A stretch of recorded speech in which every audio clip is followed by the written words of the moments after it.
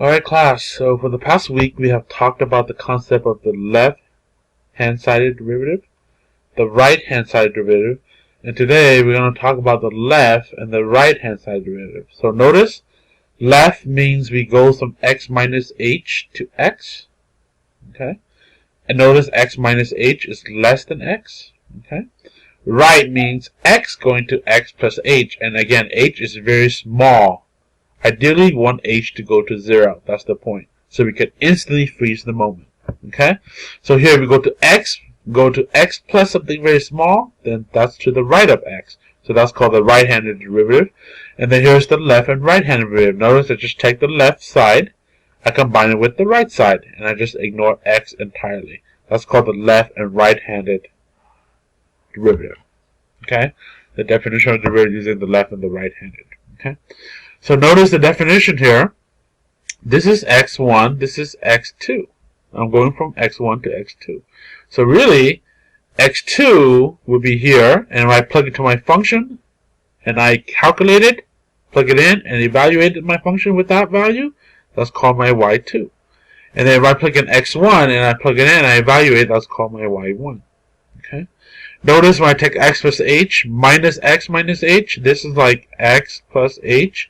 Distribute negative x, positive h, because negative and a negative give you a positive. The x cancels out, and that's where the 2h come in, because the bottom reduces to 2h. So when you use the left and the right-handed limits, you're going to end up with 2h in the bottom. Okay? Again, if you look at the graph, you see that instead of going, if this is the slope that I really want right here, we're going to take the average of this from the left and the average from the right. And we're going to be able to calculate exactly what it is. Notice, these are supposed to be really close together. I just zoom it out so you can see it on the graph. Okay? So I'm going to apply this definition. Again, doesn't look complicated, but really, this is just the slope. Okay? y2 minus y1, x2 minus x1 to give you 2h down here. So it's really just the slope. Okay? So we're going to apply the slope formula that are very close together to actual 1 or 2 problems that you guys can actually figure it out. Okay? So here we go. First example.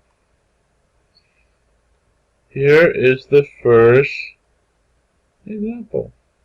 Okay? To find the instant velocity from the left or the right, okay, or the left and the right, you're going to use this 5 steps.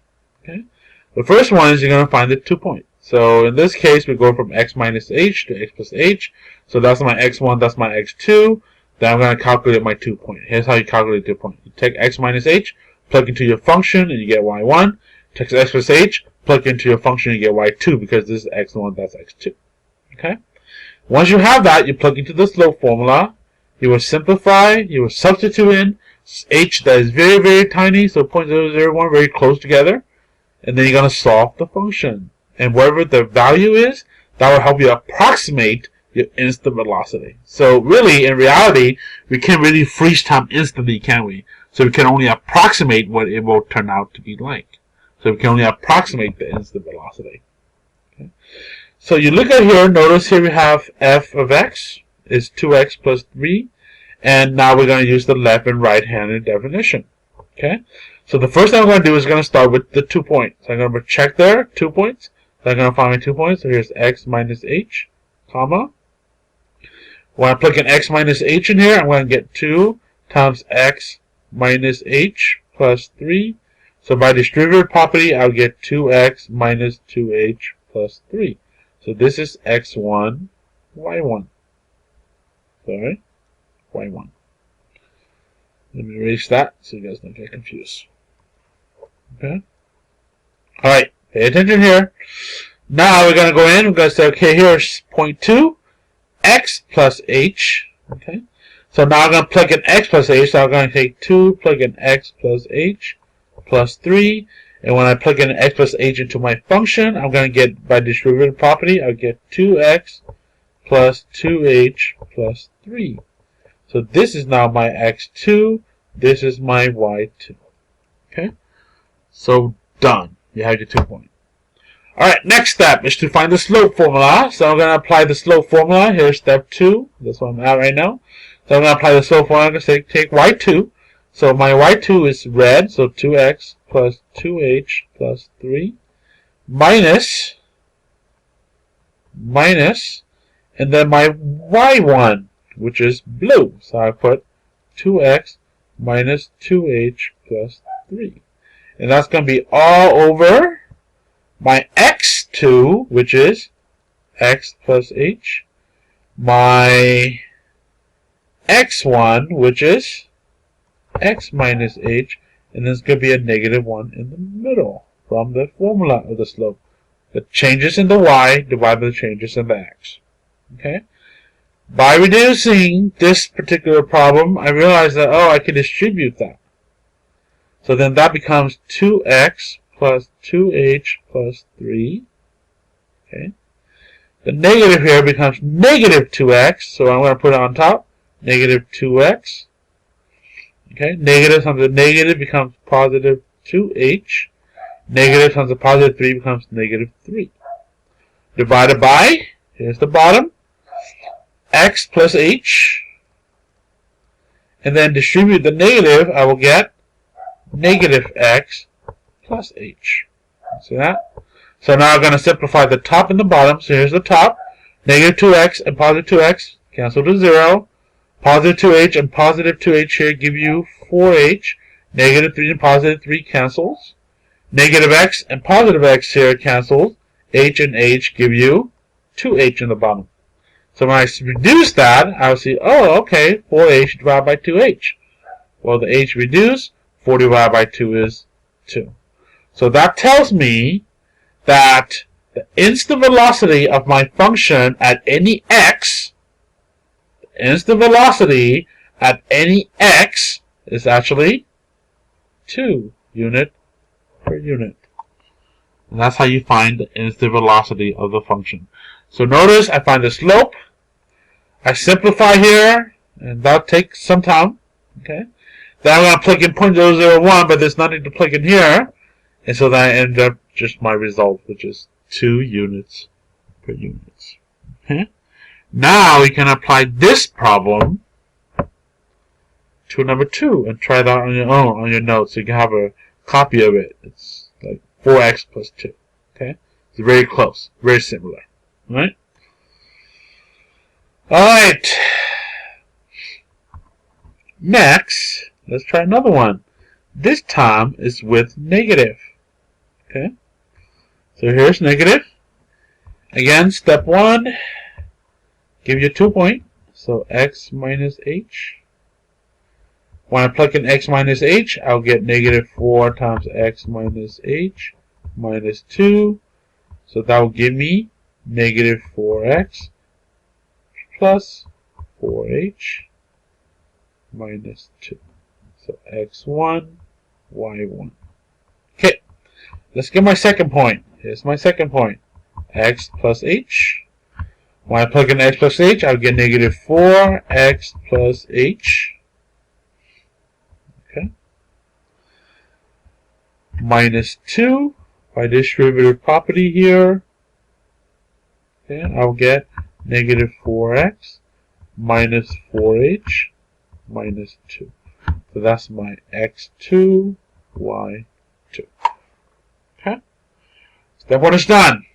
Step 2. Plug in the slope formula. Okay? So then we're going to say, okay, let's plug it in. Here's my slope formula. What is my y2? So my y2 is negative 4x minus 4h minus 2 minus. Here's my y1. Negative 4x plus 4h minus 2 all over. What's my x2? My x2 is x plus h minus. What is my x1? My x1 is x minus h. Okay? By distributive property, okay, distribute in the combined line term, I will get negative 4x minus 4h minus 2. Negative times a negative 4 will give me positive 4x. Negative times a positive 4h will give me negative 4h. And then negative times a negative 2 will give me positive 2. All over. Here's x plus h. Okay. Negative times the x here will give me negative x. Negative times the negative h here will give me positive h. Okay. So now let's start reducing. Step 3. Simplify. Here we go. Boom. Boom. They're the same. Reduce. Opposite. Cancel out. Negative 4h. Negative 4h give you negative 8h. Negative 2 and positive 2. Boom, boom. Cancel out. Positive x and negative x. Cancel out. H and h will give you 2h in the bottom. When I reduce further, I'll end up with negative 8 divided by 2 is negative 4. See, h divided by h is 1, right? So now I fully simplified. So I'm going to plug in step 4. H equals 0.0001 because h go to 0, right? So the closest numerical 0 we can have is near to the nearest. Here's 10, 100, 1,000, 10,000. So by plugging it in, and I realize, oh, there's nothing to plug in. There's no h. So that means my instant velocity at any value x is negative 4 unit per unit. That tells me my function is decreasing. Not increase, but it's decreasing. Okay? Any questions on that? Using that, you should be able to plug into 4 here, applying the same concept, and be able to figure out what is the instant velocity of 4 at any value x, using the left and right-handed definition of the derivative. Okay? Good. Hopefully this helped. You should be able to use those examples, try the other two. And then here's your homework. At the very end of the lesson, you'll see. Here's your homework right there. Okay? There are 4 problems for independent practice. Right here, you can work out this 4 using the notes that I showed you. You should be able to solve these 4 problems easily. If you're stuck or confused, go back and review each one and pause along the way to help you clarify some of the ideas. Okay? Alright, well, good luck, and try to practice them so you get better.